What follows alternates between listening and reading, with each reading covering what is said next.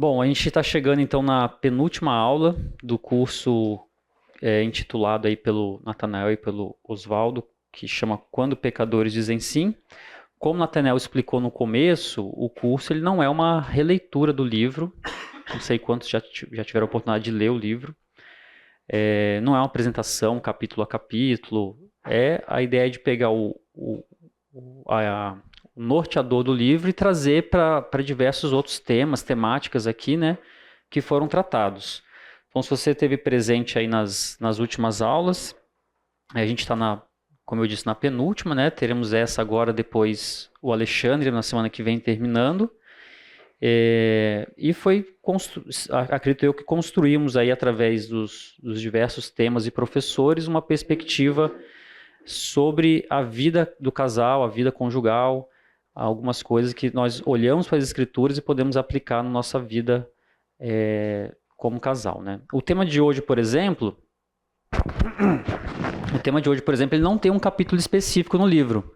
Você não vai encontrar, se você pegar o livro, você não vai encontrar esse capítulo no livro, né?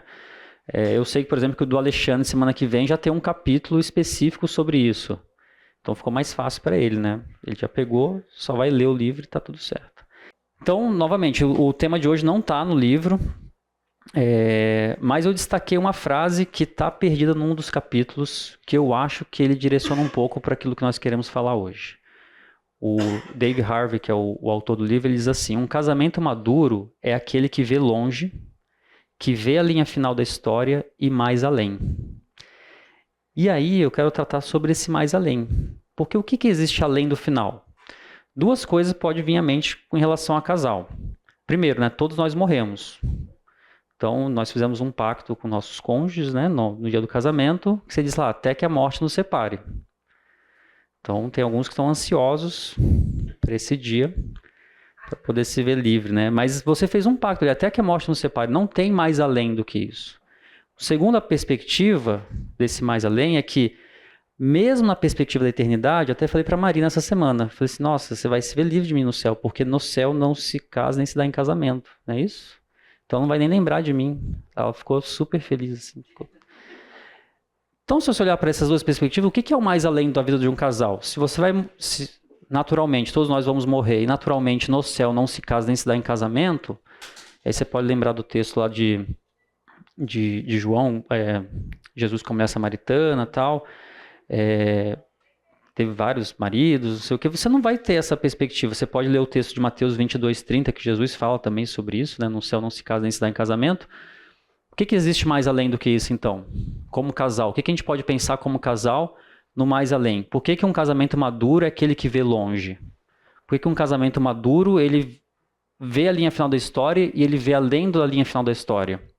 E aí que nós entramos, que eu acredito naquilo que chamamos aqui de legado, né? De construir um legado. Então nós vamos focar a aula de hoje buscando compreender a perspectiva do legado para a nossa vida cristã. O que ela significa, qual que é o respaldo bíblico desse legado para tratar do tema específico aqui e quais são as implicações para a vida conjugal. E mais, que aí eu vou mais além também. Para quem que é esse legado? Alguém tem alguma sugestão? Para quem que eu deixo um legado? Para os que ficam. E quem que fica? Os filhos. E a gente vai caminhar aqui, se depois se permitir o tempo, até a gente vai tratar um pouquinho de algumas perspectivas práticas, mas eu quero trazer aqui uma base, acredito eu, teórica sobre essa ideia aqui de deixar um legado para alguém, e aí alguém levantou aí a voz para os filhos, né? Vamos ver se é isso mesmo. Eu gosto muito de esportes. Lá em casa sempre a televisão, quando está ligada, a Marina até fala, sempre tem um futebol ao vivo. Pode ser campeonato holandês, tá passando lá. Segunda divisão do feminino, Série C, tá passando. Segunda divisão já é segunda divisão, né? E eu gosto muito mais ainda de Olimpíadas. Então nós tivemos Olimpíadas agora, não sei quem viu, quem pôde assistir. Eu sou daqueles que gostam de esportes diferentes. Eu gosto de muro de escalada. Não sei se alguém viu, tinha muro de escalada nas Olimpíadas, né? Em 5 segundos o cara acabou o esporte. Se ele perdeu, acabou para ele, né? Tênis de mesa, esgrima, canoagem, badminton, todos os atletismos eu gosto de ver. Já pratiquei algum desses esportes, não vou dizer qual, mas tem a ver com espada, fiz esgrima já. Então, assim, eu gosto muito desses esportes diferentes, assim. Mas algo me chama atenção quando eu vejo Olimpíadas, né? O que me chama atenção sempre nesses ciclos olímpicos de 4 em 4 anos são as histórias dos atletas. Então tem histórias de superação. Todo mundo já viu algum vídeo de superação do atleta que no atletismo ele é o último colocado. Ele está cambaleante, mas ele vai passar a linha de chegada. Eu não quis trazer esses vídeos para vocês porque são vídeos que a gente vê em toda aula. Qualquer curso que for. Se for um curso de fé, alguém vai trazer o vídeo do cara que o pai carrega ele na linha final. Lá nas crianças, o pessoal passa vídeos das Olimpíadas. Então, assim, tem muitas histórias de superação. E também tem histórias de derrota, né? Olimpíadas é sobre isso, os atletas e sua jornada. Então, você tem um cara que nem o Michael Phelps, lá de cá, que ele tem... Alguém sabe quantas medalhas ele tem? Todas. Ele tem 28 medalhas. Só que das 28, 23 são de ouro. E eu vi outro dia o Gustavo Borges, porque eu realmente gosto disso, eu me entretém em ver essas histórias. Eu estava vendo o Gustavo Borges falar sobre o Michael Phelps. E o Gustavo Borges, todo mundo conhece, né? Acho que o pessoal mais velho, nadador brasileiro. Ele falou assim, cara, é como se o Bolt, ele corresse os 100 metros, os 200, os 400, pulasse, jogasse o peso, jogasse o dardo. É impressionante o que o Michael Phelps fez. Essas 28 medalhas dele colocaram ele num patamar insuperável, né? Dificilmente alguém vai superar esse cara. E ele deixa um legado por isso. Um legado para o país dele, para a família dele, para o esporte, né? Então, alguém a ser batido, deixa um legado, deixa uma história. Outro exemplo aqui do lado, não sei se vocês conhecem, esse é um mesatenista brasileiro chamado Hugo Calderano. Que, assim, ele é um jogador impressionante. Não sei se vocês gostam de tênis de mesa, né? Ele é o terceiro do mundo hoje e ele é o único não asiático nessa lista dos 10 melhores há muito tempo. Só que ele não tem nenhuma medalha de ouro. Mas o que ele fez até hoje no esporte conduz ele para deixar um legado para o Brasil, por exemplo, em termos esportivos, né? Quando a gente olha para essas histórias, de fato elas deixam um rastro, deixam um legado, deixam uma perspectiva futura. Quem está olhando para esse... O Phelps não nada mais. O Calderano joga ainda, né? O Phelps não nada mais. Quem olha para o passado, vê o que esses homens fizeram, essas mulheres, esses atletas, e olha assim, o que eles fizeram vai ultrapassar o tempo e o contexto deles. É o mais além, né? São histórias que estão inseridas no presente, mas vão chegar no futuro e alguém vai contar essas histórias e vai ter uma repercussão sobre isso, né?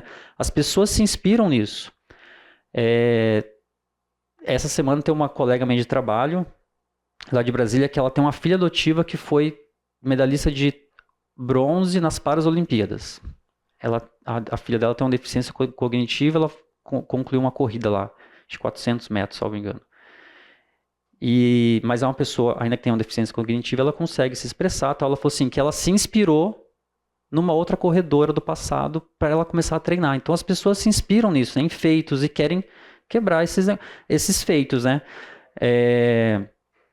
E aqui eu, pensando sobre isso, sobre legado, né? Para quem que a gente vai deixar o mais além, para quem que essa história que você vai deixar, eu trouxe aqui algumas definições para nos ajudar a nortear aqui nossa manhã. A primeira delas é uma definição jurídica, né, de legado, da palavra legado. Legado, de acordo com a definição jurídica, é uma disposição a título gracioso por via do qual uma pessoa confia a outra, em testamento, determinado benefício de natureza patrimonial. Tudo bem? Algum advogado aí? Não? Não? Estão tão mal, hein? Se eu precisar de alguém aqui para defender a gente. Mas a disposição jurídica é essa. Você deixa em testamento para alguém algo, um patrimônio. Se nós olharmos para uma definição livre, e aqui é uma definição que eu peguei de um local, mas eu dei uma mexida nela para... acredito que, como é livre, né? Então, é definição livre / Boroto aqui. É algo que é deixado para trás, seja um patrimônio, uma herança ou uma influência, que perdura mesmo após a partida de alguém. Tudo bem? Alguém concorda com essa definição? Faz sentido para vocês? Sim, não? Faz sentido? Obrigado, Lia. Você falou que ia me apoiar. Obrigado. Então, Essa é uma definição que eu usei aqui. Você deixa um patrimônio. Eu aumentei um pouco, né? Essa definição. Um patrimônio, uma herança, uma influência que vai perdurar mesmo após a sua partida. Então, se fosse talvez aqui, é aquilo que se passa de uma geração para outra e se transmite à posteridade, né? E aí eu queria ver com vocês agora que legado que vocês querem deixar. Quem está com o celular na mão aí? Todo mundo, né?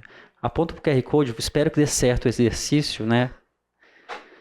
Vê se aparece para vocês aí vai aparecer um lugar para você responder uma única pergunta, mas você pode responder várias vezes a pergunta. Apareceu? Alguém me fala se apareceu.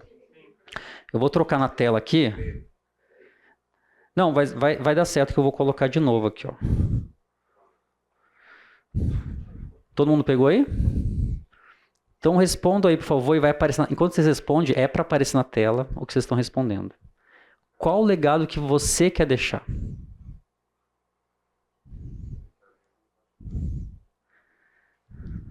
Se não aparecer na tela, é que tá dando errado.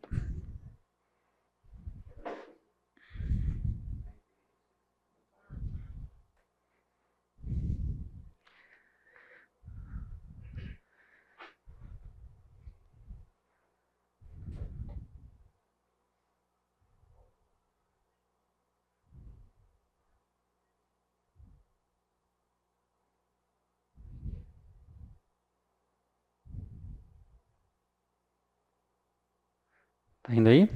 Alguém precisa do QR Code ainda? Não?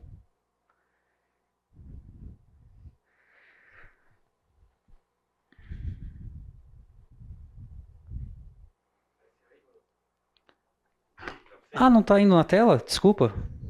Ah, eu tô achando que vocês estão vendo o que eu tô vendo aqui. Puxa vida, ficou. E tava tão legal aqui eu vendo as coisas aparecendo.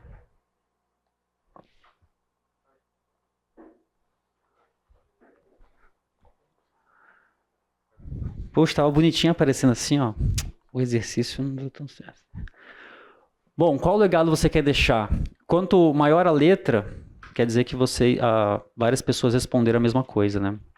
Então, grande maioria, caráter, fé sem acento, vamos ver aí o português depois, né? Como é que tá isso aí?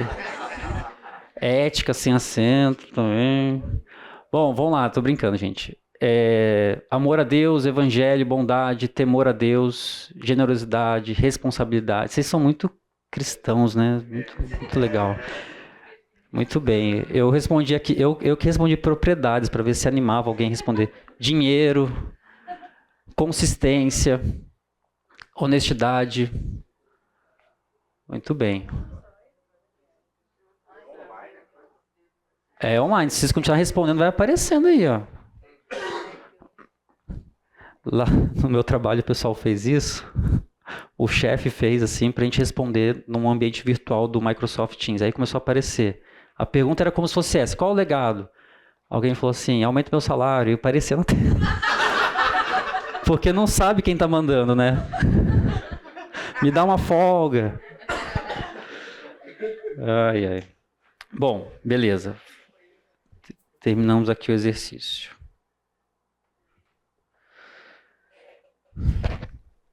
A ideia de ver aqui, eu respondi também algumas perguntas na minha cabeça, assim, algumas possíveis respostas que você pode deixar, tudo que vocês colocaram, mas valores, ética, educação, memórias, histórias, legado, você quer deixar um recurso financeiro, habilidades, compromisso com comunidade, saúde e bem-estar, espiritualidade, um legado cultural, hobbies, né? Tem pais que deixam seus filhos seus hobbies, relacionamentos, networking. Então, assim, você tem uma série de coisas que você pode pensar, que você pode proporcionar para as futuras gerações. Oi? Pets, deixa os pets, né, para as futuras gerações. E aí a pergunta que o Ronaldo trouxe a resposta aqui: para quem você quer deixar o legado? Para alguém. E aí alguém falou, para filhos, né? Então, para quem você vai deixar esse legado, né? Salmo 119, no versículo 111, fala assim: os teus testemunhos eu recebi por legado perpétuo, porque me constituem o prazer do coração.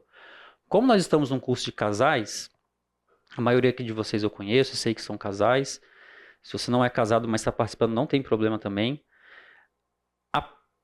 Pressupõe-se o quê? Que nós estamos falando de um curso de casais, que todos saibam que a resposta para essa pergunta que eu estou querendo trazer aqui, para quem você vai deixar esse legado, é a palavra filhos, ou filho, né? No plural ou no singular. Aí você fala assim, não, Bruno, mas eu posso deixar um legado para o mundo sem ter meus próprios filhos. Ok, é possível. Vou dar um exemplo aqui que eu acho que é um legado. Os pastores da nossa igreja, vou usar o Fernando como exemplo, até porque ele deu a última aula aqui, ele vai deixar um legado de fé, concordam, para essa comunidade? Não só para os filhos dele, filhos naturais dele, mas para a comunidade como um todo, né? Você pode deixar um legado de fé, por exemplo, para outras pessoas que não sejam da sua família. É possível. Mas aí seria um tema de legado para outra aula. Então a gente pode tratar sobre legado, comunidade, legado eclesiástico, legado para o mundo em outra aula. Como aqui a gente tem uma aula de casal, eu trouxe uma perspectiva de uma construção de legado de uma forma geral que vai passar pela perspectiva de ter filhos, ou filho no plural, no singular, e de uma geração futura. E aí eu trouxe para vocês aqui algo que me chama muita atenção, um exemplo aqui.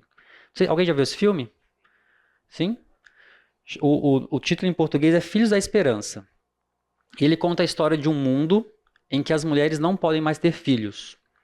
Esse filme ele é classificado dentro de uma categoria que chama realismo fantástico. Então, quando você vê um filme de realismo fantástico, ele vai ter a seguinte característica. Eles pegam uma ideia, um conceito, eles extrapolam ao extremo esse conceito. Então, a infertilidade ela é mundial, ela é global. Ninguém mais pode ter filho.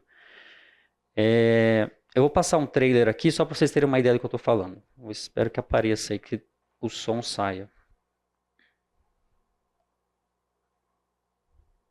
Tá saindo som não, né?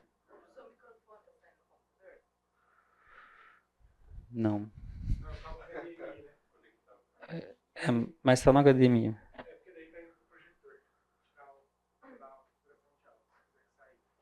Tem como ou não? Assim, se não tiver como, não tem problema.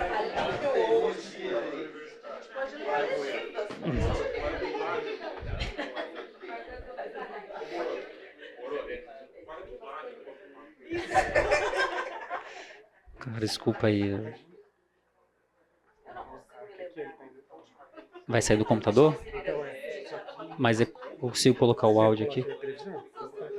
Pode dar? Se der, melhor.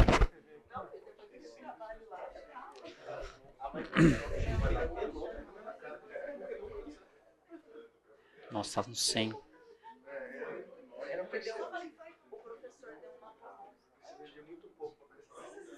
Olha que tá 100. I can't really remember when I last had any hope. And I certainly can't remember when anyone else did either. Because really, since women stopped being able to have babies, what's left to hope for? The world was stunned today by the death of Diego Ricardo, the youngest person on the planet. The youngest person on Earth was 18 years, 4 months, 20 days, 16 hours and 8 minutes old. The ultimate mystery. Why are women infertile? Some say it's genetic experiments, pollution. Why do you think we can't make babies anymore?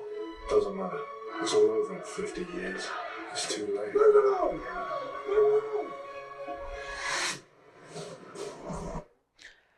Só queria chamar a atenção desse trailer. Depois você vê o filme em casa, tal, tem que pagar esse filme. Eu tentei trazer algumas imagens a mais, mas teria que pagar. Tá difícil esse mês. Mas assim, o legado. Eu coloquei dinheiro lá. Mas uma frase que ele fala, o senhor mais velho pergunta pro personagem principal: o que você acha que vai. Por que você acha que as mulheres deixaram de ter filhos? Você não importa mais. Tipo, não tem mais esperança, acabou a esperança. A outra cena que eu queria trazer é esse mesmo personagem principal, ele conversando com um homem que ele tem um local, acho que, eu não vou lembrar o local agora, mas assim, ele tem um lugar muito grande onde ele guarda artefatos de arte, quadros, livros. Ele fez uma curadoria de coisas que ele quer deixar para a posteridade. E aí o cara falou assim, pra que você está deixando isso? E você vê que é todo um cenário de guerra, né? O filme é bem caótico mesmo. E ele falou assim, eu não sei, porque eu também tô morrendo. Então assim, para quem vai ver a arte depois? Quem vai ver a Mona Lisa pintada depois? Não tem ninguém para ver, porque as pessoas vão morrer. O último bebê morreu, né? O último bebê, o cara tinha 19, 20 anos. O que me chama a atenção disso, né? Os filhos, e aqui é um outro autor que o pastor Davi Moer cita, fala assim que os filhos eles são uma mensagem viva que enviamos para um tempo que nós nunca veremos. O que você vai deixar como legado, às vezes você não vai ver. Você pode colher um pouco do fruto desse legado enquanto vida, mas a verdade é que aquilo vai para a posteridade. Ainda olhando sobre essa perspectiva do filme, é assim, não tem mais esperança. Acabou a perspectiva. Se não tem mais criança nascendo, não tem mais humanidade. Por mais moderninha que a humanidade possa ser hoje, com relação a filhos, não filhos, pets, plantas, etc., se não tiver uma posteridade de filhos que não necessariamente seus, mas se não tiver gente nascendo, não tem perspectiva futura. E aí, eu falei que o filme é sobre realismo fantástico, né? Então, essa é a temática do filme, é você pegar uma ideia e extrapolar ao máximo. Você acha que esse roteiro é absurdo?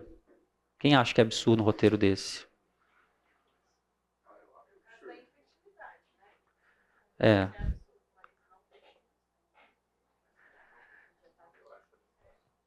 Aí eu digo pra vocês, por que eu acho que não é tão absurdo assim? Eu gosto desse filme, viu? Só eu trouxe aqui porque eu realmente gosto muito dele. O cristianismo sempre está a uma geração de acabar. Quem concorda com isso? Eu tirei essa frase aqui desse contexto de Juízes, né? Juízes 2:10. Depois que toda aquela geração foi reunida a seus antepassados, surgiu uma nova geração que não conhecia o Senhor e o que ele havia feito em Israel. Então, a palavra conhecia aqui, ela é uma palavra no hebraico que dá a ideia de ter relacionamento, de conhecer mesmo.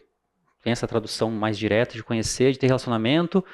Também a palavra quando o homem conheceu sua mulher, a ideia de relacionamento mais íntimo, né? Então, surgiu uma nova geração em Israel que não conhecia o Senhor.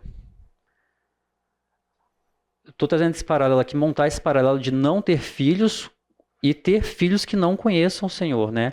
O contexto de Juízes todo mundo conhece, é um contexto em que o povo já está na terra prometida, já tem toda ali um pouco das divisões de terra, tal, só que as pessoas começam a se envolver com outros deuses e começam a esquecer de quem é Deus. Você lembra do último versículo de Juízes falar, né? Cada um fazia o que era reto diante dos seus próprios olhos. Não havia rei em Israel, cada um fazia o que era reto diante dos seus próprios olhos. E o que eles faziam? Eles esqueceram do Senhor. Vou trazer aguçar um pouco mais isso aqui. Eu trouxe isso numa outra aula sobre casais. Se alguém já viu, desculpa que eu tinha que trazer de novo aqui. Tem uma pesquisa que é feita por essa organização, State of the Bible, lá nos Estados Unidos. Tem um QR Code também, não é para responder pergunta agora, é só se você quiser ter acesso no seu celular ao material. Olha isso aqui que interessante. Não sei se está bom. Tá bom o gráfico. Ó. Isso aqui é a quantidade de adultos que são usuários da Bíblia, que leem a Bíblia. E eles consideram o usuário da Bíblia, pela pesquisa lá, quem acessa a Bíblia pelo menos 2 vezes por semana. Acessa papel, celular, 2 vezes por semana. Olha a queda vertiginosa que deu aqui. 2022, 2023. Percentual aqui é a população americana, né? Número de usuários da Bíblia. Bruno, mas tem bastante gente, não está acabando. Sim, mas você consegue perceber uma queda ali, né? A tendência da queda de leitores, ela impacta diretamente. Se você abrir em Romanos 10, 17, deixa eu abrir aqui.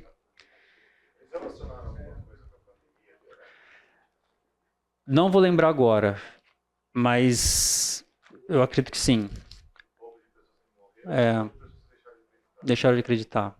Pode ser. Pós-pandemia, né? Acho que isso você quis dizer, pós-pandemia. Romanos 10, 17 diz assim, né? Assim a fé vem pela pregação e a pregação pela palavra de Cristo. Se as pessoas não estão lendo a Bíblia, ainda que o seu comportamento... As pessoas sempre falam assim, fale de Cristo mesmo que seja com palavras. Não, você tem que falar com palavras, você tem que falar com a Bíblia. O seu comportamento por si só ele não vai trazer a perspectiva da salvação para a pessoa. Essa ideia de juízes é aquela coisa assim, a primeira geração conheceu a Deus, a segunda geração conheceu fatos acerca de Deus, e a terceira geração não conheceu a Deus. Um outro gráfico aqui, o que eu quero dizer isso com geração? Daí você vai se encaixar aí. A geração que a gente chama de elders, né, os mais velhos, é aquela que nasceu de 1928 a 1944, que é essa de baixo aqui. A geração baby boomers é a geração de 1945 a 1964. A geração X é a geração de 65 a 80. A geração de millennials, que é o que eu me incluo aqui, é de 81 a 96.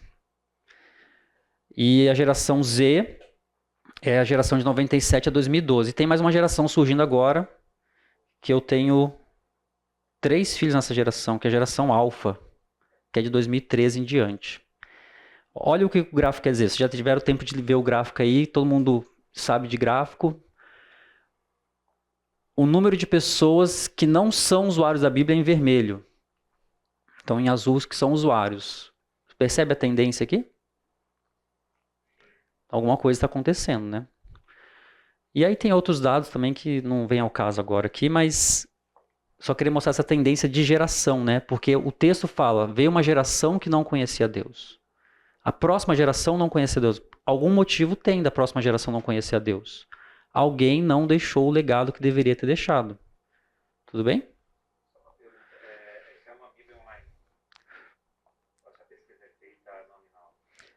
Eu acho que ela é feita nominal. Esse grupo aqui, State of the Bible, eles fazem essa pesquisa, salvo engano, a cada 2 anos. E esse último que eu peguei é o mais recente, eu acho que eles fazem... É híbrido até, acho que eles fazem nos Estados Unidos inteiro. Eu não achei uma referência direta no Brasil, não sei se tem, não sei se o pastor Oswaldo conhece. Tem, Oswaldo? Pesquisa no Brasil não tem, né?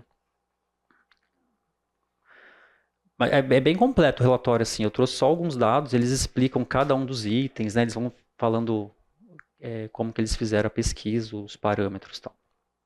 Tudo bem? E aí que eu falo da geração, da troca de geração, né? Se essa geração não passa para a próxima geração, a gente começa a perceber, então, a perda da transmissão do legado, que são aquelas palavras bonitas que vocês colocaram lá, né? Vocês escolheram as palavras, fé, confiança em Deus, responsabilidade, etc. Salmo 78, o Salmo de Asaf, diz assim, né? O que ouvimos e aprendemos, o que nossos pais nos contaram, não os esconderemos nossos filhos. Contaremos à próxima geração os louváveis feitos do Senhor, o seu poder e as maravilhas que fez. Ele decretou estatutos para Jacó.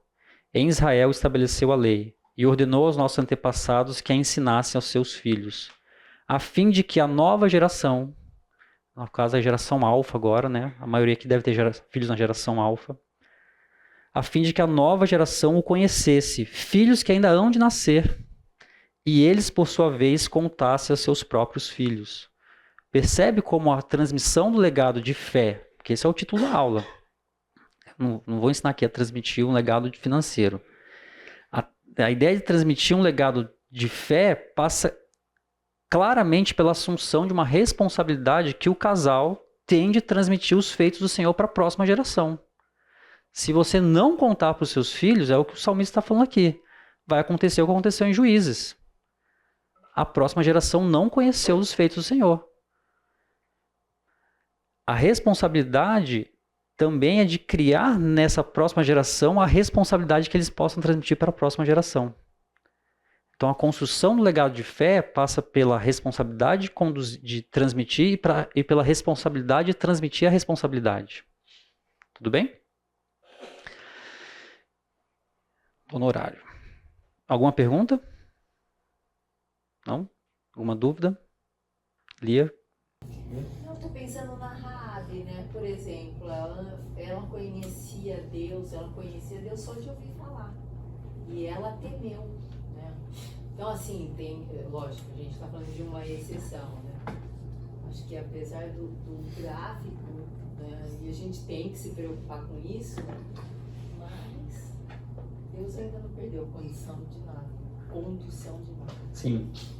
Quando eu trago aqui o gráfico, né? tanto esse quanto esse, assim, é porque eu falo de realismo fantástico do filme e me parece um realismo fantástico até para os dias de hoje. É quase que inimaginável pensar que uma geração inteira não ouviu falar de Deus. Mesmo as pessoas que não acreditam em Deus, de alguma forma ouviram falar. Mas a ideia aqui de Juízes é de conhecer na intimidade, de ter um relacionamento também. A palavra hebraica ela traz essa perspectiva, né, de você. E nós estamos falando aqui de quando eu trago. Depois vocês acessam lá para ver com mais calma, quem gosta desse tipo de matéria, né? O usuário de Bíblia não é cristão aqui, viu?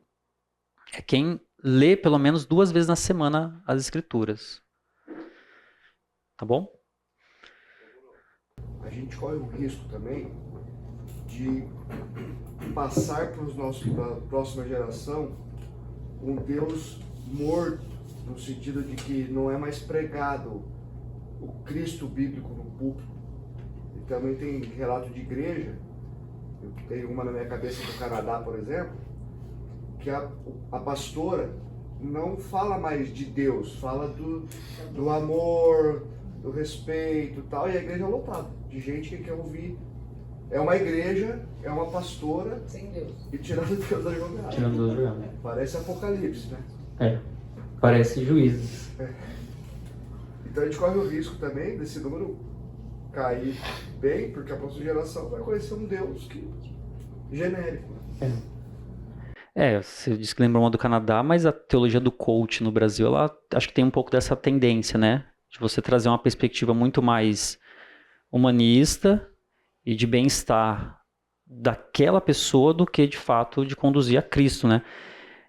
Quando a gente fala de construir um legado de fé, eu já estou partindo do pressuposto, eu li aqui Romanos 10:17, que fala que a fé vem pela pregação e a palavra de Cristo, eu já estou partindo do pressuposto que, de bate-pronto, você tem que apresentar Cristo para o seu filho. A construção do legado de fé tem outras ferramentas que vão ser agregadas a isso, né? Mas a base é apresentar a salvação para o seu filho. Mas eu entendi o que você quis dizer. É isso mesmo. Talvez esse número aqui esteja um pouco... Pode falar, Oswaldo. Não, era isso. Eu já estava enrolando já. Então, para você enrolar, eu lembrei de um exemplo, né? Paulo lembra a fé não fingida de Timóteo, que ele recebeu como legado da avó Lloyd e da mãe Eunice, segundo a mesma.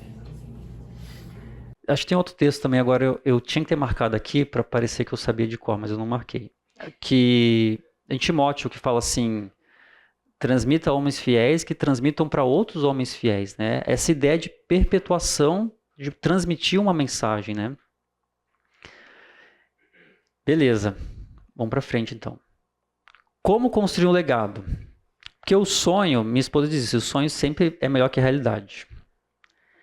Ela diz isso muito por causa da nossa casa, assim, que agora está tudo com a parede manchada, de mão de criança, tintura descascando.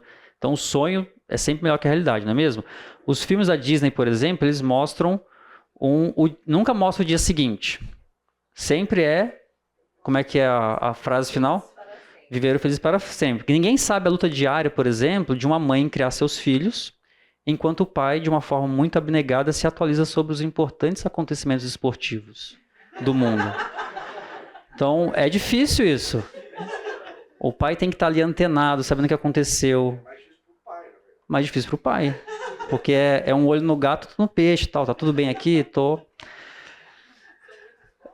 São muitos esportes, muro de escalada, esgrima, todo mundo quer saber o que acontece. Xadrez. Mas ninguém mostra o dia seguinte. Como que é construir esse legado? É no dia a dia, né? A pergunta, então, que fica, porque esse é o título da aula, é como construir o legado? Por onde começar? A gente respondeu para quem deixar o legado. Mas como que eu vou construir? Como que eu vou começar esse legado, né? E aí eu queria aqui observar com vocês o contexto de Deuteronômio para verificar como construir um legado. Então, se você puder abrir aí sua Bíblia, acompanhar, a gente vai ler Deuteronômio 6. Eu vou ler na versão revista atualizada, tá? Mas você pode acompanhar aí na sua mesmo.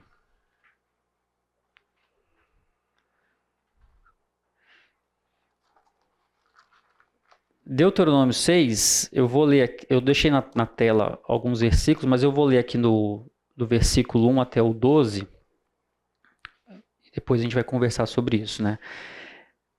Esses, pois, são os mandamentos, os estatutos e os juízos que mandou o Senhor teu Deus, se te ensinassem, para que os cumprisse na terra a que passas para possuir. Para que temas ao Senhor teu Deus e guardes todos os teus estatutos e mandamentos, que eu te ordeno, tu, teu filho, o filho do teu filho, todos os dias da sua vida, e que teus dias sejam prolongados. Ouve, pois, ó Israel, e atenta em os cumprires, para que bem te suceda e muito te multipliques na terra que mana leite e mel. Como te disse o Senhor, Deus dos teus pais. Ouve, Israel, o Senhor nosso Deus é o único Deus. Amarás, pois, o Senhor teu Deus de todo o teu coração, de toda a tua alma e de toda a tua força. Essas palavras que hoje te ordeno estarão no teu coração. Tu as inculcarás a teus filhos, e delas falarás assentado em tua casa, e andando pelo caminho, e ao deitar-te e ao levantar-te. Também as atarás como sinal na tua mão, e te serão por frontal entre os olhos. E as escreverás nos umbrais de tua casa e nas tuas portas. Havendo-te, pois, o Senhor teu Deus, introduzindo na terra que sob juramento prometeu aos teus pais, Abraão, Isaque e Jacó, te daria grandes e boas cidades que tu não edificaste. E casas cheias de tudo que é bom, casas que não encheste, e poços abertos que não abriste, vinhais e olivais que não plantaste. E quando comeres e te fartares, guarda-te para que não esqueças o Senhor, que te tirou da terra do Egito, da casa de servidão. Bom, já que tocou o sinal, a gente sai para o intervalo, 10 minutinhos, a gente volta já com a leitura feita aqui para continuar, tá bom? Durante o intervalo aqui, eu até falei pro Ronaldo e pra Harena falarem, mas eles não... O Ronaldo talvez se atreva mais do que a Harena. Mas a Harena destacou um texto aqui de Deuteronômio 11, em que mostra, né, Harena, que Deus falou assim, ó, eu mostrei os milagres para vocês, pais, vocês que viram o mar se abrir. Estou só parafraseando aqui, mas a ideia é essa, né? Vocês que viram as pragas do Egito, vocês que viram tudo isso acontecer, por que vocês não contaram para os seus filhos? Então, essa ideia de que, olha, a responsabilidade está sobre sobre os pais ali, né? E o Ronaldo trouxe aqui uma perspectiva, também estava conversando com ele e com a Lia, a Lia falou que ia colaborar mais com a aula, ela está meio quietinha aí e tal. Mas a ideia, assim, de... A gente colocou algumas posições do que é um legado, né? Eu fiz um recorte aqui, tá falando para a Lia, sobre casal, recortando ainda mais filhos, né? Mas você pode trazer a perspectiva de legado de várias formas. E o Ronaldo falou assim, ó, você pode deixar um legado financeiro para o seu filho, um legado acadêmico. Nenhuma dessas coisas, por si só, são pecaminosas. Você pode deixar uma perspectiva para o seu filho de estar numa boa comunidade, etc. Mas o principal, né, Ronaldo, é Cristo. Se você não deixar Cristo para o seu filho, dentro dessa perspectiva... Você pode deixar um legado de espiritualidade, mas não um legado de fé. Você pode ser seu filho te ver como alguém espiritual, alguém que comunga numa comunidade, mas... E Cristo? Como é que vai ficar nessa história? Porque isso é perene, né? É isso que vai permanecer. Acho que foi isso, mais ou menos. Resumindo, né? Nossa conversa foi 10 minutos, resumindo em 30 segundos, mais ou menos isso. Tudo bem? Bom, e aí então, o que me veio na cabeça aqui olhando para esse texto aqui, né? Ouve, ó Israel, e é o contexto da renovação da aliança. Deuteronômio é isso, aliás, né? Segunda aliança, né? Essa ideia de renovar a aliança. Moisés está explicando para esses desert boomers aqui, né? Se for olhar para a geração, né? São os filhos do deserto, né? São os desert boomers, né? Ele estava explicando para essa geração o que vocês vão fazer quando vocês entrarem na Terra Prometida. A maioria, e foi o que a Renan falou, não lembrava do Monte Sinai. Não viveram o Monte Sinai. Não viveram, alguns até talvez não tenham visto a explicação das tábuas da lei. E aí, por isso vem Deuteronômio 6.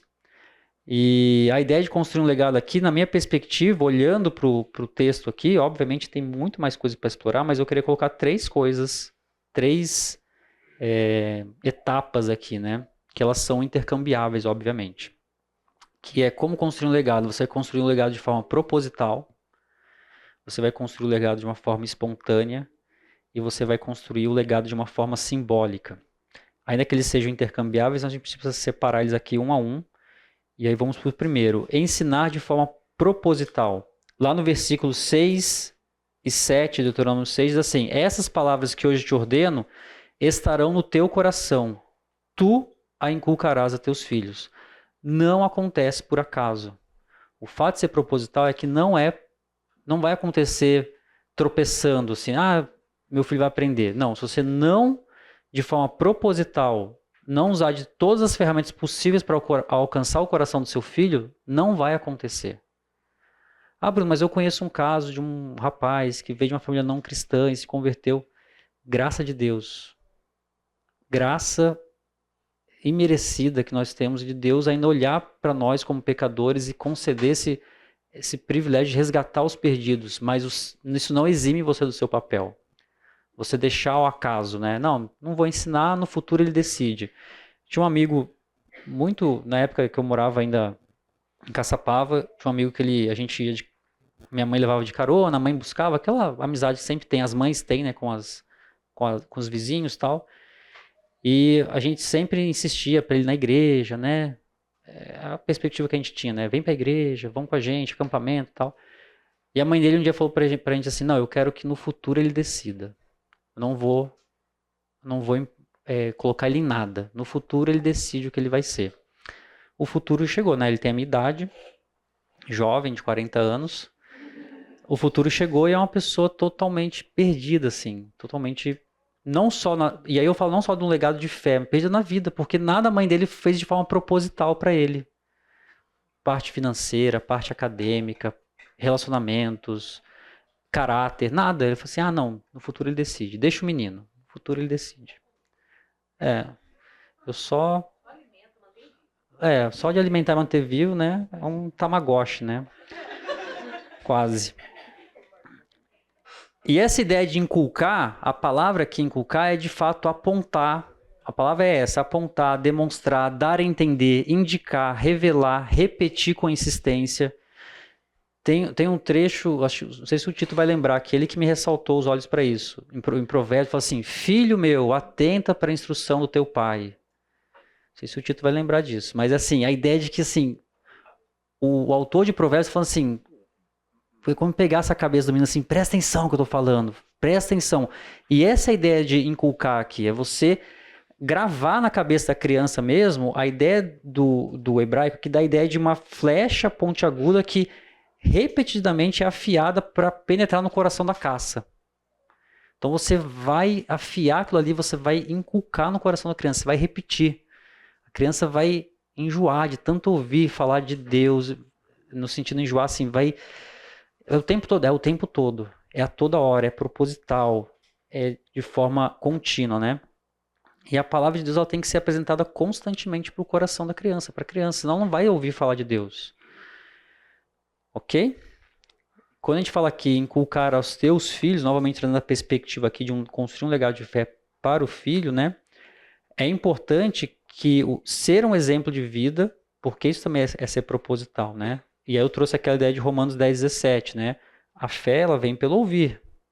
Ouvir a palavra de Deus. Você vai falar da palavra de Deus para o seu filho, né? E você deve fazer isso de forma sistemática. Abre aí Quem pode ler, por favor? Salmo 44:1. Quem puder ler alto aí. Com os nossos próprios ouvidos, ouvimos, ó Deus. Os nossos antepassados nos contaram os feitos que realizaste no tempo deles, nos dias da antiguidade. Muito bem. Essa ideia de contar os feitos do Senhor, né? Mais 2 textos, quem puder abrir, me ajuda, por favor. Êxodo 12, 26 e 27. E outra pessoa abre em Joel. Essa vai ter mais dificuldade, porque Joel é difícil achar. Tô brincando. Joel 1, 2 e 3. Uma pessoa abra Êxodo 12, 26 e 27. Outra, por favor, abre em Joel 1, 2 e 3.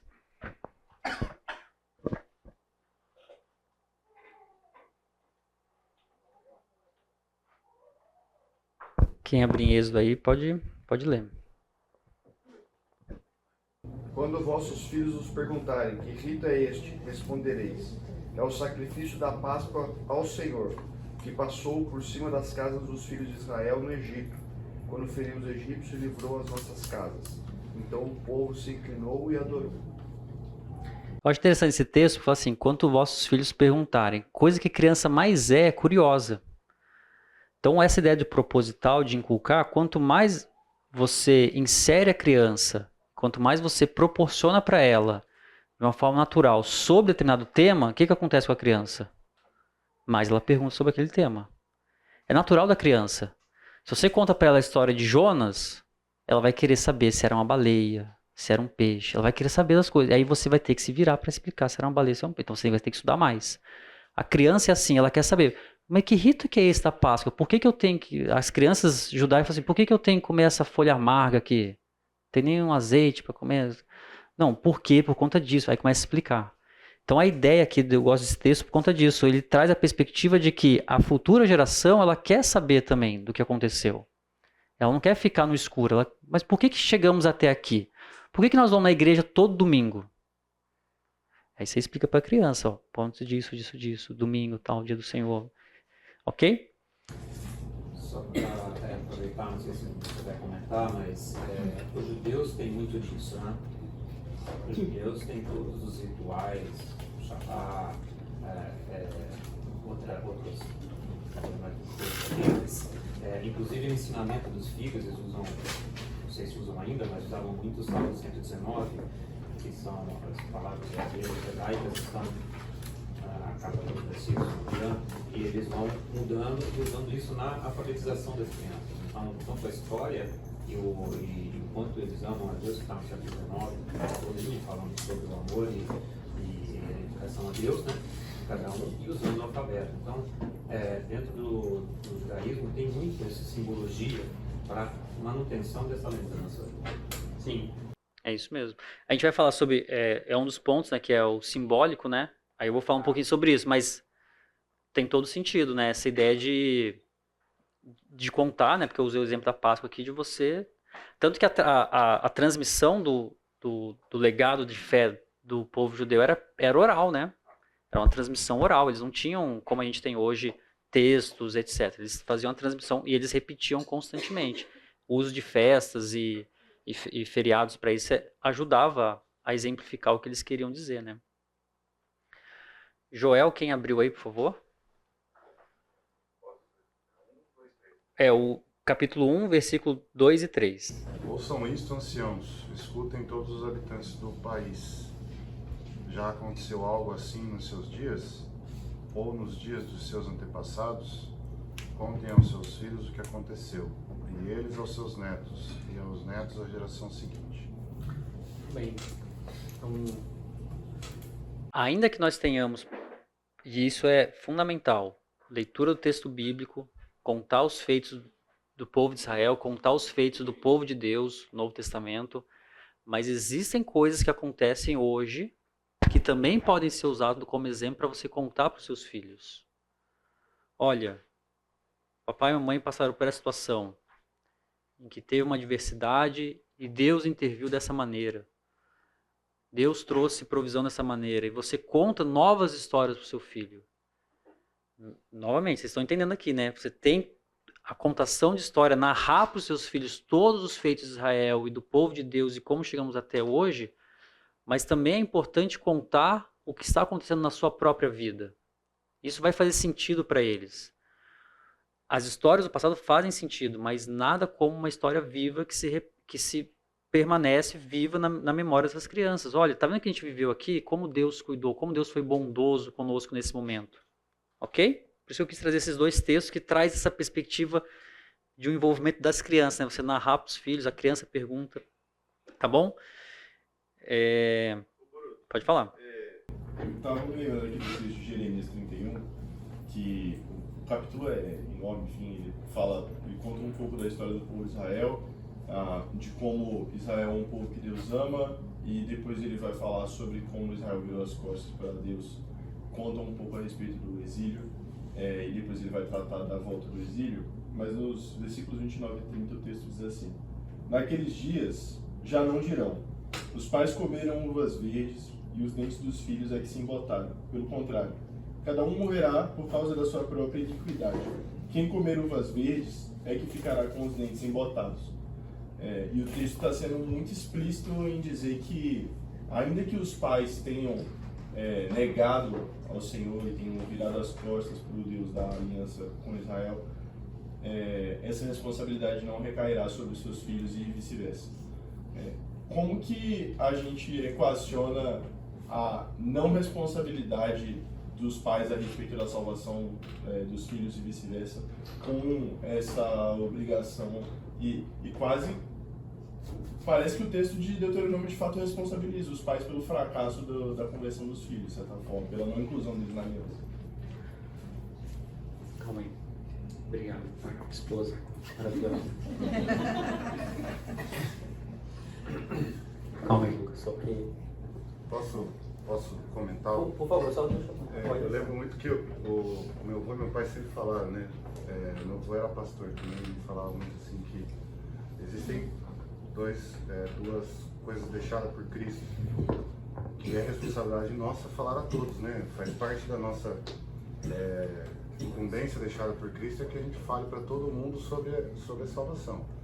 Então a responsabilidade do pai, assim como falar para outras pessoas, é falar para o filho sobre a salvação. Aí é uma decisão de cada um a salvação. Então acho que a responsabilidade não é salvar o filho, mas é passar para ele a informação. Se ele vai aceitar e vai fazer isso, a verdade dele, aí vai ser a decisão dele. Entendi, mas por que o texto de Juízes culpabiliza a geração anterior por não ter feito a geração seguinte conhecer, sendo que a Bíblia está defendendo que a culpa da geração da sua própria desgraça de não conhecer o Senhor é deles e não dos seus pais? Acho que não é um ou outro, é culpa dos dois, né? A geração dos filhos, ela é condenada também. E tem a responsabilidade deles pelas decisões deles. É que assim, não é um ou outro. Lembra do Éden, né? Adão tem a responsabilidade, a Eva tem a responsabilidade, a serpente tem a responsabilidade. Todo mundo, dos pais, aquela geração falhou em não transmitir. E dos filhos falhou em adorar Baal, em sacrificar os netos e um monte de outras coisas muito piores. Ninguém escapa, cada um foi responsabilizado pelo seu próprio pecado. Eu acho que é o texto que você trouxe. Sim, é isso. Eu li há pouco tempo esse texto, por isso que eu tô... a questão é, você tem a sua responsabilidade, mas o outro também tem a sua responsabilidade.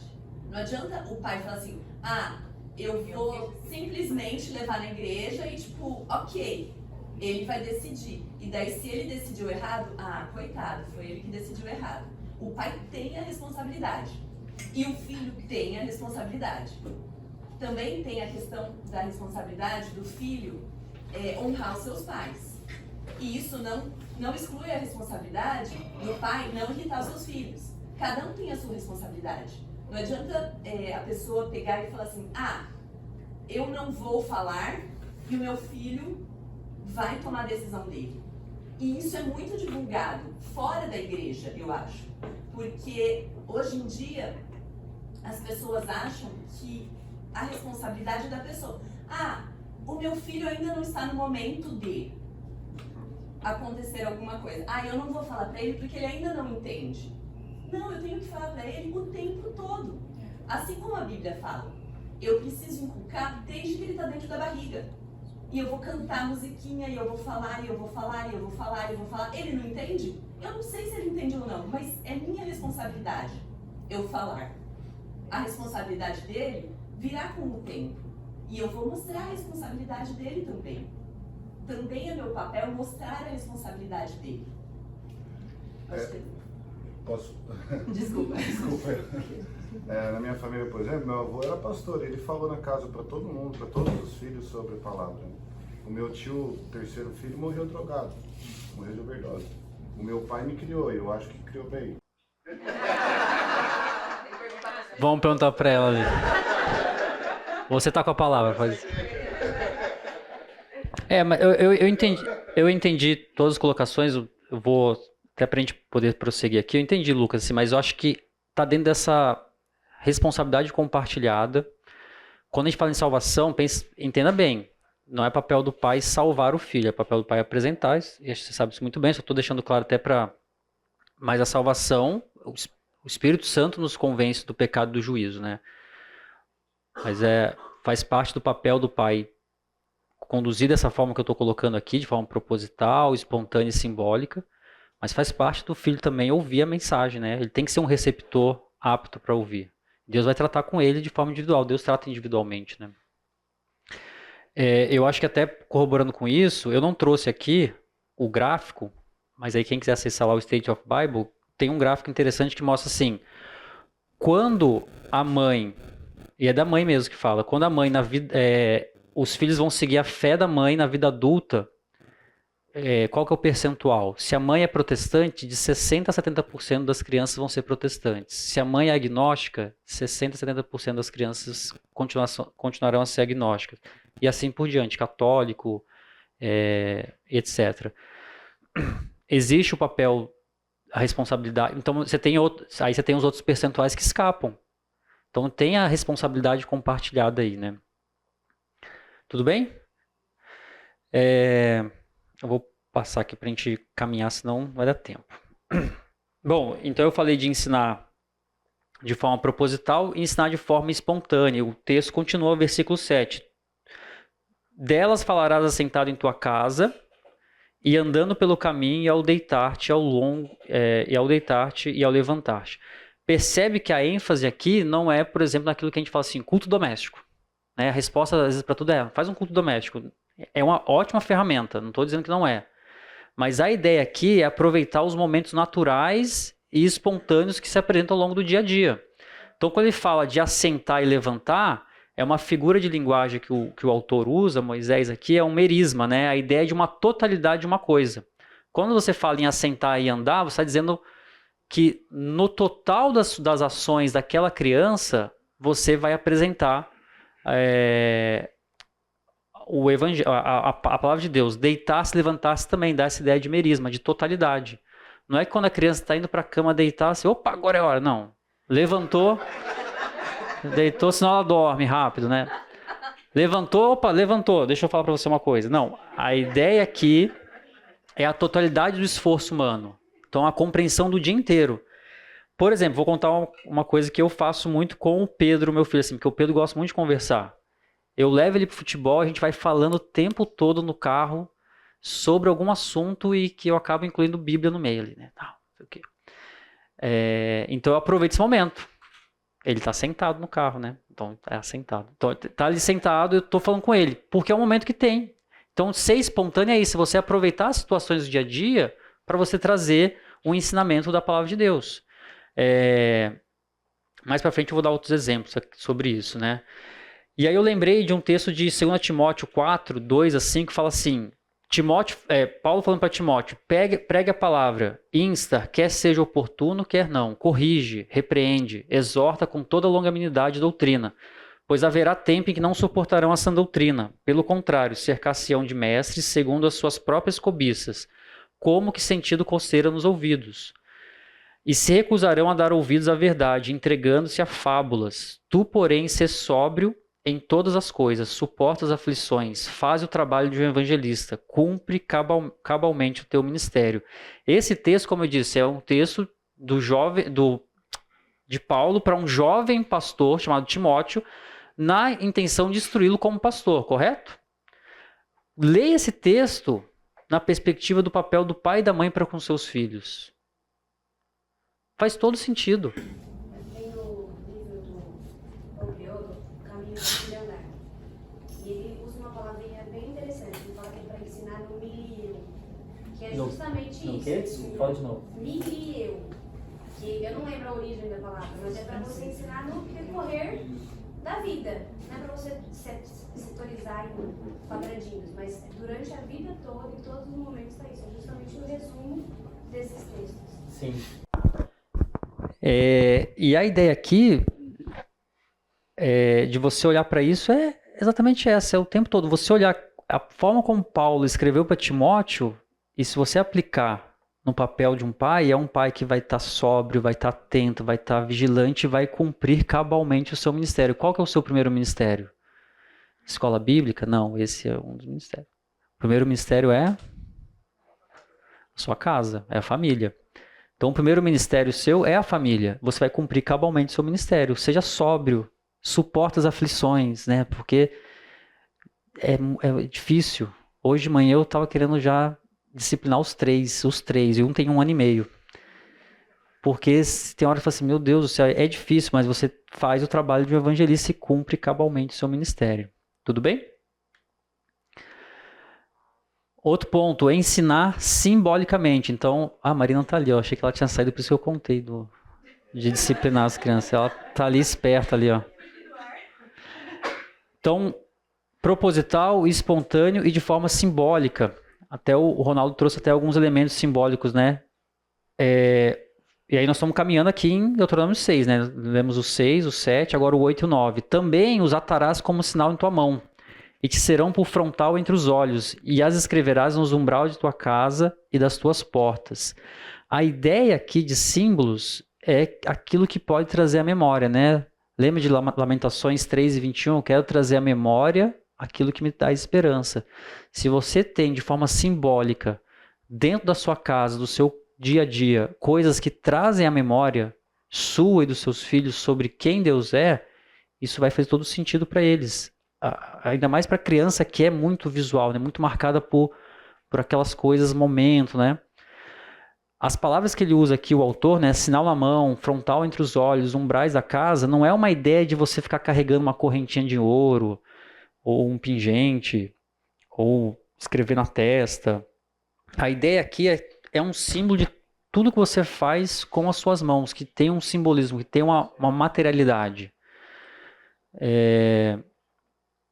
O frontal dos olhos, aqui no caso, representa aquilo que eu vejo e penso, né? Se você tem no frontal dos seus olhos o que é bom, se os teus olhos forem bons, né? Se você olhar lá em Mateus 6, 22, deixa eu abrir rapidamente o texto aqui, senão eu vou recitar ele errado.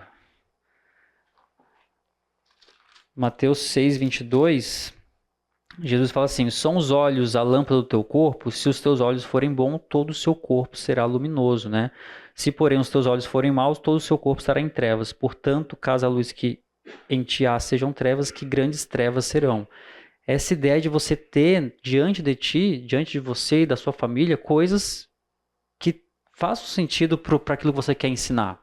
Não adianta você ficar falando sobre Bíblia para os seus filhos e colocar eles para assistir um filme, por exemplo, né, totalmente desconexo com a realidade que você quer apresentar. E a ideia aqui não tem nenhuma...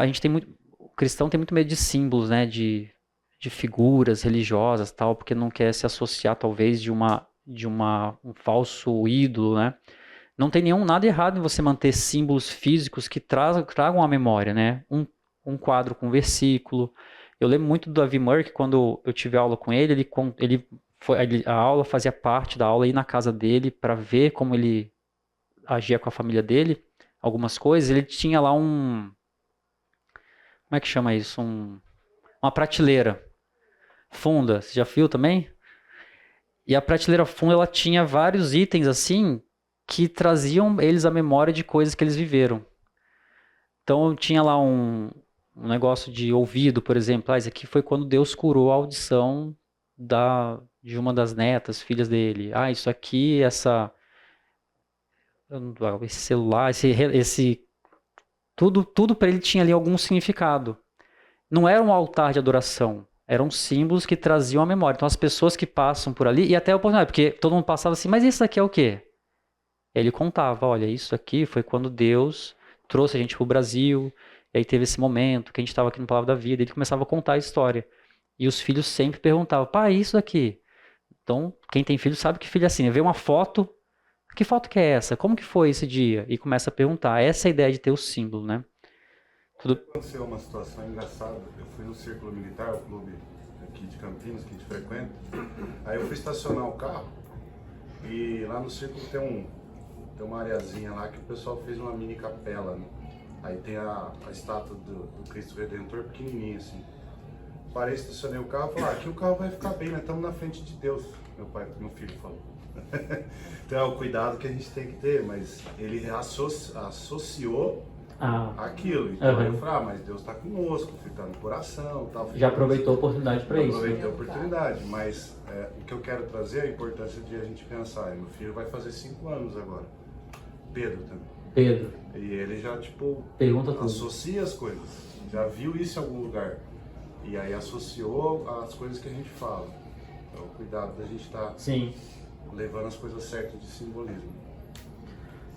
Tudo bem? Eu falo pra vocês que eu tenho dificuldade com esse simbolismo, assim, na nossa casa tudo acaba se perdendo, assim, não por causa da Marina, eu mesmo acabo, às vezes jogo as coisas fora, nem era pra jogar, né? Aí... Mas sou só eu como homem, nenhum outro homem faz isso. Quando vai ver, cadê aquele negócio que era um pote de oração? Eu falei, era pote de oração, tô guardando o óleo do atum. Coloquei todo o óleo do atum no pote de oração, então... óleo da unção. Aí já tem aí você pode falar, filho, óleo da unção. Bom, pra gente fechar esses minutinhos finais aí, eu quis trazer algo mais prático aqui. Até achei que não ia dar tempo da gente chegar aqui, mas chegamos. Como construir um legado? Porque eu trouxe aqui uma perspectiva olhando de forma bem superficial, acredito eu, né? Não tem tanto tempo para isso, de olhar para Deuteronômio 6 e ver esses princípios, né, de forma proposital, espontânea, simbólica, olhando para os versículos 6 até o 9 ali. E eu queria trazer alguns exemplos que eu acho que são importantes e faz sentido para a gente. Eu queria ouvir de vocês também o que vocês fazem. Porque a gente pode copiar, faz um benchmark, né? Tipo, a gente copia tal, e vai trocando figurinha. Como construir um legado pensando em forma proposital? Eu coloquei aqui alguns exemplos. Leitura da Bíblia diariamente. Tudo isso são coisas que a Marina faz, viu, gente? Eu trouxe aqui. Ela faz em casa, eu estou trazendo aqui. Leitura de livros cristãos. Então, você pode fazer isso de forma proposital. Quem que compra o livro na casa? Não é o filho, é o pai que vai comprar o livro. Não entra na minha cabeça o seu filho entrar na Amazon e fazer uma compra. Vou comprar... não vou falar o nome de um livro para não assustar ninguém, mas comprar a Bruxa Baratuxa. Não vai comprar a Bruxa Baratuxa, você vai comprar para ele um livro que você entende, que você já fez uma curadoria, né, de esse livro é um bom livro cristão para você dar. Você tem aqui na igreja uma biblioteca, você tem uma livraria, não falta ferramenta para isso. A leitura da Bíblia diária, nós instituímos lá em casa a leitura da Bíblia corrida. Não é quando está correndo, não. A leitura da Bíblia corrida é você pegar desde Gênesis lendo. E tem hora que você não quer ler aquele texto. Porque é o texto de Tamar. Mas você tem que ler. E a criança vai perguntar e você vai explicar. Então, orações em momentos específicos do dia. Lá, cada um tem a sua oração. Quem ora de manhã no café, quem ora na hora do almoço, quem faz oração da noite, quem faz oração antes de dormir. Isso é proposital. Você está propondo algo, você está estabelecendo regras na sua casa. O hábito de comunhão na igreja. Eu lembro aqui da história de eu vou falar o nome da pessoa porque é uma história positiva, né? O Wesley, carioca. Eu não sei se ele vinha na igreja com os filhos 8h30 da manhã quando tinha o momento de oração na igreja. Não sei se... o André tá aí, ó. Nem vi que estava aí, né? Eu perguntei assim, eu falei assim, Wesley, mas os meninos têm 10, 11 anos. Não, mas eles já aprendem desde cedo que eles têm que vir na igreja 8h30 da manhã e para orar. É verdade isso ou não? Eu nem tinha combinado com o André. Se fosse mentira, eu tava lascado. Todo domingo, né? Era uma vez por mês. E vinha e trazia o Pedro e o André, né? E eu perguntei para ele. Pode falar. Agora é online. Tá certo. Fecha a câmera ali, né? Tô em oração aqui. Mas eu perguntei pro Wesley isso, ele falou, não, a ideia é ser proposital mesmo, acordo eles, no domingo é dia de vocês estarem aqui em oração. Outra história que eu lembro de questão de comunhão na igreja, vou usar o Tito de novo como exemplo. Teve um rapaz na nossa coinonia que falou assim, tô achando que meus filhos estão meio assim, não estão fazendo amigos na igreja. Eu falei assim, mas você fica depois do culto com seus filhos aqui, para eles conviverem com as outras crianças, terem comunhão com as pessoas que você quer que eles tenham comunhão? Não, eu vou embora para casa. Aí não vai ter jeito, você tem que ser proposital nisso.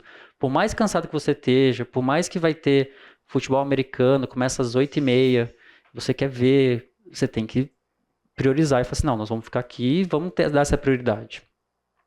Decorar versículos, né? Usar esse exemplo de decorar versículos com as crianças, tudo bem? Alguém quer dar uma ideia aí também que faça em casa? Pode falar. Não? Tá de boa assim? Não quer? Música. Eu não coloquei aqui. Música, verdade. Ouvir músicas boas, né? E hoje tem muita ferramenta. Você tem Spotify, você tem outras ferramentas que você pode usar para isso, né? Fala. A Marina montou bem.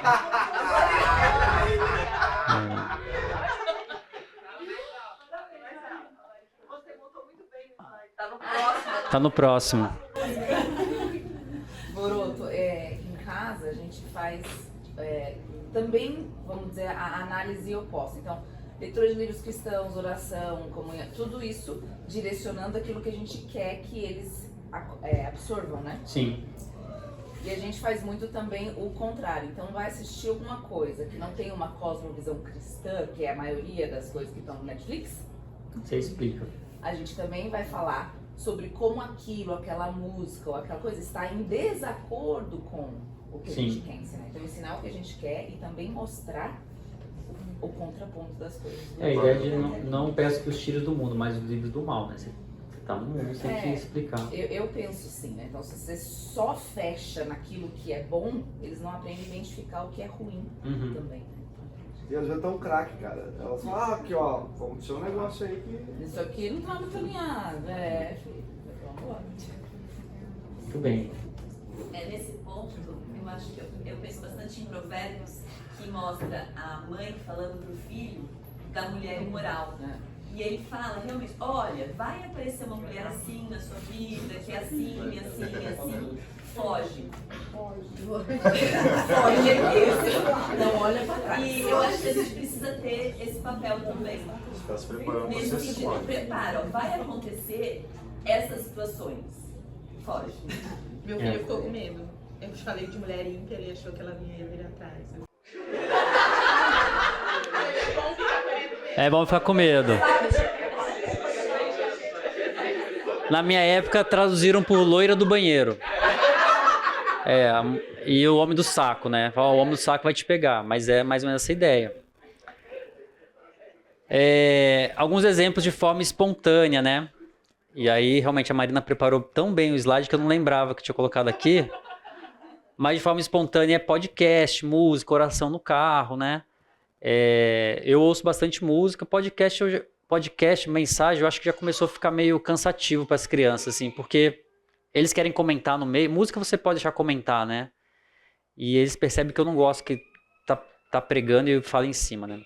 Louvores dia a dia, conversas teológicas, instruções práticas da vida e atuação no ministério. Deixe seu filho ver você trabalhando na igreja. Aliás, é um bom incentivo. Quem não trabalha na igreja ainda, trabalhe e deixe seu filho ver você trabalhar. Não vai na igreja. Esse é o pior castigo, né? Não vai na coinonia essa semana. Terrível. E para finalizar aqui, eu sei que todo mundo tem que sair, mas exemplo simbólico, né? Versículos espalhados pela casa, dar esse simbolismo, pote de gratidão, quadro de oração em momentos especiais. Você fazia a Páscoa com seu filho, você fazia o Advento, contar as histórias das viagens missionárias de Paulo, contar sobre a Reforma Protestante, caracterizar, mostrar para eles, isso é muito interessante, tá bom?